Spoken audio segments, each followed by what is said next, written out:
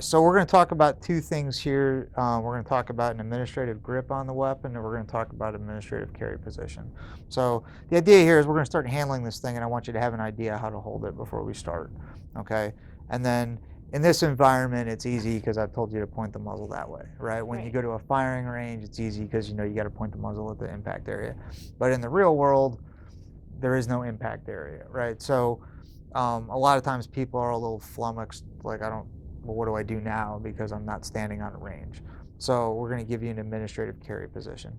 So for the grip, again, we're not going to get into all the technical fundamentals of the grip, but you want your hand high up here on what's called the back strap, and then your fingers straighten off the trigger and pressed against the side of the gun. You don't want it floating down here. You want it actually pressed on the side of the gun. And that's as much as we're going to go into about the grip for right now.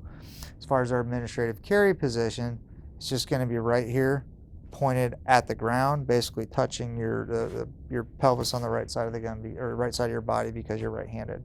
So from here, I'll just demonstrate that I can turn around any direction and walk around, and I'm not going to point the weapon at anybody. And that's kind of the idea, is just if you don't know which way to point the gun, this is a way that's safe. You're not going to point it at anyone. Okay, any questions?